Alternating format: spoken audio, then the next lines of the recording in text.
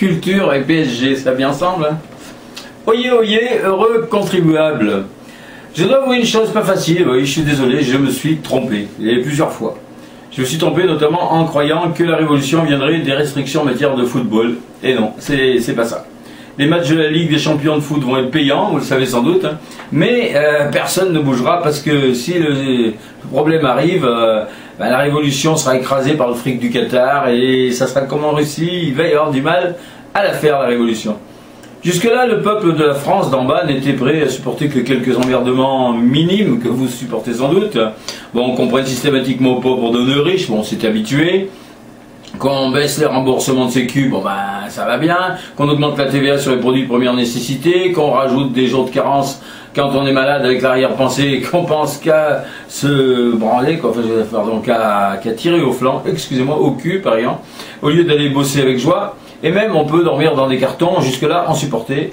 Mais du moment que le carton n'était pas très loin d'une vitrine de magasin à travers laquelle on pouvait voir des bons matchs de foot, ça allait, avec des stars de 500 000 € par mois pour rêver.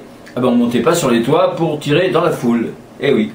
Eh bien, à partir de maintenant, et jusqu'à dorénavant inclus, il va falloir qu'on s'habitue en plus à regarder les matchs à la radio. Eh oui, le populo, il va falloir s'y faire.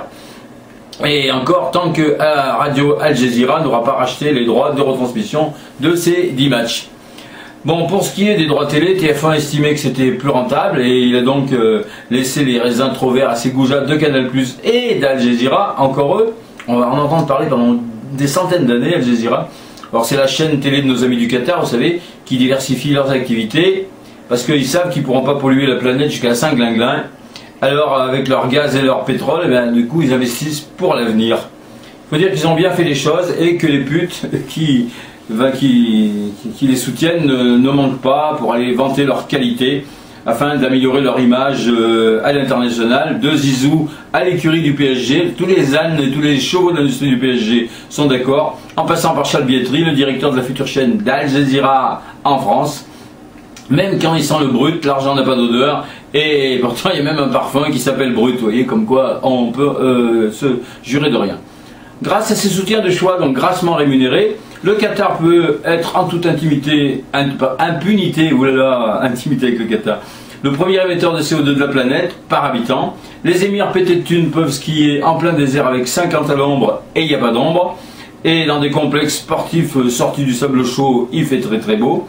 Avec des canons à neige qui bouffent à eux seuls l'équivalent de 1000 milliards de fer à repasser. Et le monde entier ferme sa gueule sur l'absence totale de démocratie de la famille qui tient le pays depuis 40 ans. Mais qui s'est heureusement modernisé depuis 1995, quand l'émir actuel a renversé son père qui lui donnait pas assez d'argent de poche. Il faut dire que 60 tonnes de CO2 par habitant et par an, bon, même si c'est 3 fois plus que les Américains, ça pèse pas lourd par rapport à des réserves de pétrole de 26 milliards de barils et à la troisième réserve de gaz du monde de 25 milliards de mètres cubes. Alors c'est avec joie et révérence que les supporters français paieront leur abonnement à leur maître d'Al Jazeera pour engraisser encore un peu plus ce joli pays de 300 000 habitants où je vous conseille d'aller, c'est très très beau. Bon, les gens y vivent insouciants et heureux s'ils sont autochtones, bien nés et de sexe masculin. Si c'est votre cas, vous pouvez y aller.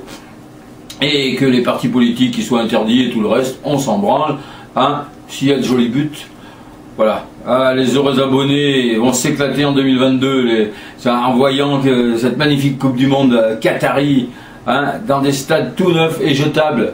Ben, parce que la misère est moins pénible au soleil. De toute façon, le sommet des pays riches pour lutter contre le réchauffement de la planète vient encore de tourner en eau de boudin, elle a remarqué. Le protocole de Kyoto a bouilli avec le vent et avec le reste de la banquise. Alors quoi de mieux que de regarder un bon match à la télé, à l'abri du trou dans la couche d'ozone, histoire d'oublier nos futurs cancers de la peau. Pas vrai Zizou? Ah, allez, bonne bourre. Ciao. Bonnes vacances au Qatar. Culture PSG.